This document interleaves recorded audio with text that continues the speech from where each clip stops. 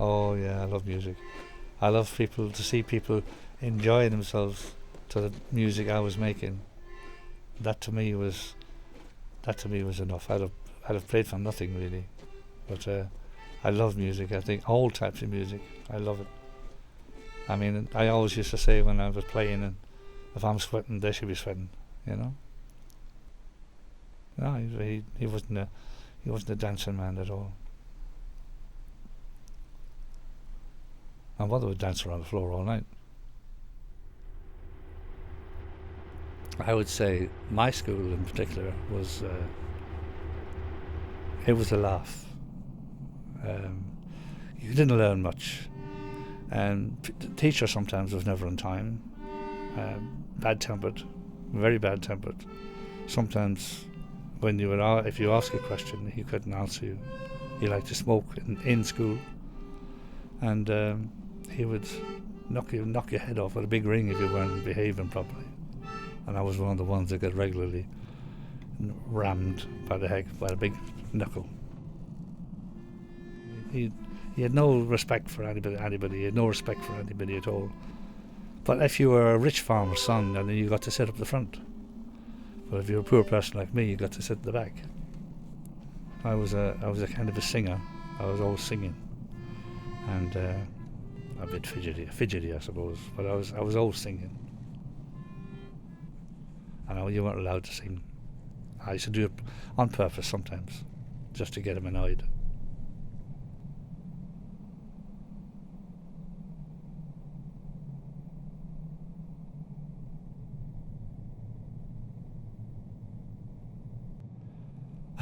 Priests. I was a kind of a pet with a priest because I used to serve in mass. I used to serve at weddings. And I used to serve at funerals. So when a funeral came up, even though it was a sad thing, I was very happy because I knew I was going to get out of school at 2:00, and I knew that if there was a funeral in our church, I would be going to serve at it. So I'd be leaving school about 1:45. I wouldn't be going back. I'd go back home afterwards.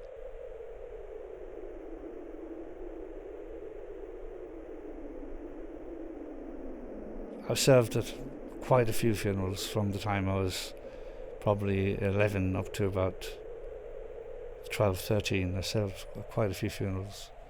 And plus the fact that my gran died and my grandfather died, and uncles and aunts and things like that, neighbours.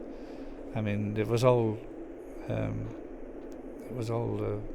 little bit morbid at the time, you know.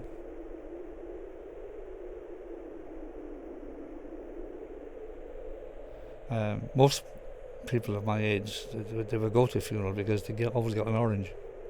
But I was never afraid of going to funerals. I was never afraid of seeing dead people. It didn't bother me because I mean, what could they do? Nothing. The people are dead. There's nothing frightening about that. It's only all in your mind, you know.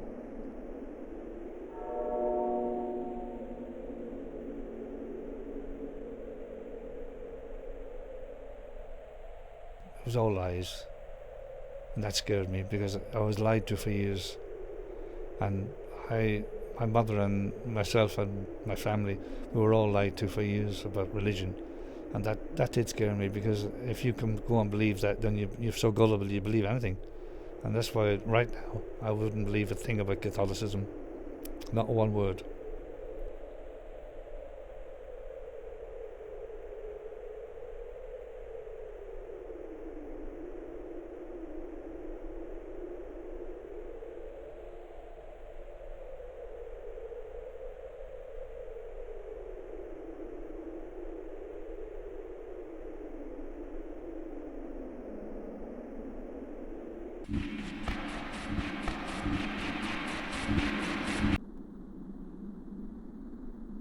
No, it wasn't difficult because my siblings didn't grow up with me.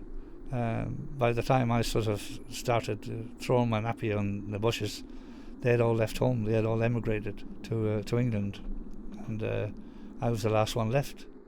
No, I never felt abandoned by my siblings. No, because I knew what they had to do. They moved out so gradually. I didn't feel, I didn't even know they'd gone half the time. They'd moved out gradually, I knew if we all stayed, we'd starve. One of the reasons I left was they were feeding me, and I couldn't stay there. I couldn't stay there. I thought, I have got to go, and I did. My father, he never liked to see anyone leaving. If there was somebody leaving for England or something like that, my father would go for a walk. He wouldn't be there to see them going. He'd go for a walk, and when they were gone, he'd come home. And it's strange how he used to do that. And I said to him one day, I said, why do you always go away when people are leaving? And he said, it's just habit. But I knew what it was.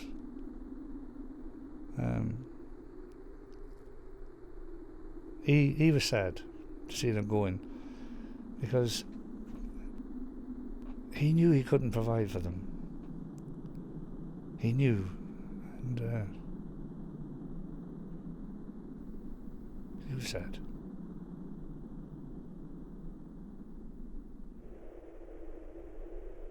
Oh dear, here we go. My mother, she was the best. She was the best. Heart was as big as herself. She loved a fag, loved to smoke. But she was the best.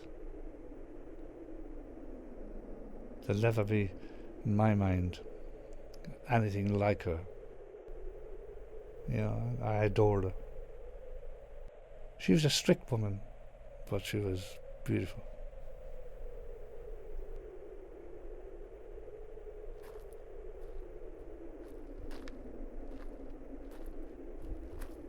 Oh, jeez, yes, he was brilliant. He was brilliant, He'd do anything for you. He'd do anything for you. He was a good father in every respect. He was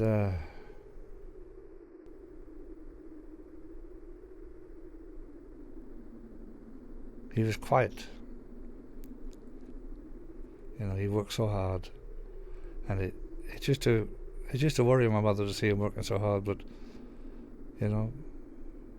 he'd say, "Well, never mind, I'm well able for it." But I know coming to the end that he wasn't. Although his heart was brilliant, that's what killed him in the end.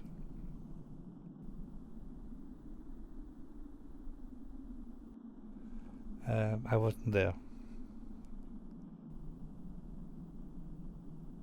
And she died of cancer. And I didn't even know that she was in the hospital. We got to the church just as the Mass was ending in Kells. But we seen it through. Worst day of my life. The very worst.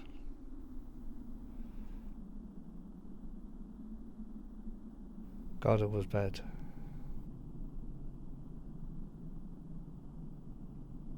He got a heart attack. He got a heart attack, and he didn't get out of it. But it was a harrowing time, a real harrowing time. It really was for all of us, because the situation being that we were all away at that time.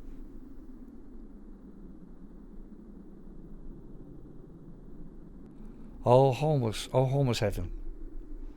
Home was heaven, because home was comfort, home was security.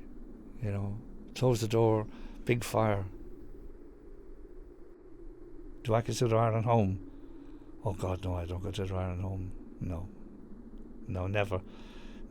I couldn't ever say it's home. I would never refer to Ireland as home. Home is where I live now. And where I live now, that's home. That's my home. Ireland, no. Ireland's not my home. That might surprise you to hear that, but Kells means nothing to me. The connections I have are graves. That's the connections I have. There's no other connections. I have only graves. In one word, yes. Yes, I do hate it, yes. I hate Ireland. For what it did to my family, for what it did to my father, working 3 or 4 jobs, getting pennies, my mother doing the same, working in the fields. You know, they worked hard to feed us. And you know, I don't think they were actually feeding themselves, because they were feeding us. And that's why I hate it, because it gave them nothing. It took everything, but gave them nothing.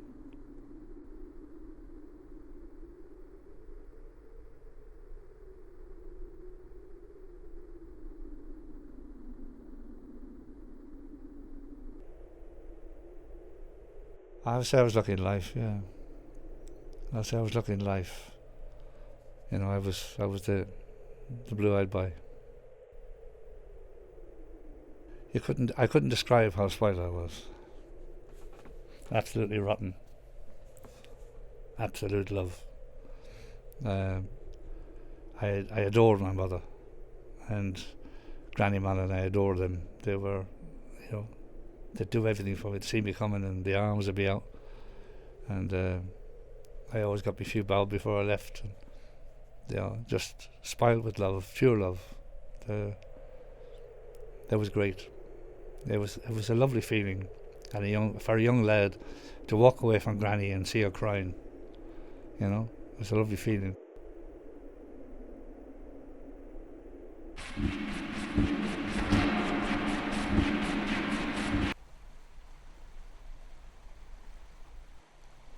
If you have somebody that you can sit down and talk to, and that understands what you're saying and understands the meaning of what you're saying, the majority of people around me at the moment, I couldn't do that, because there's nobody that will understand me. Can you understand that?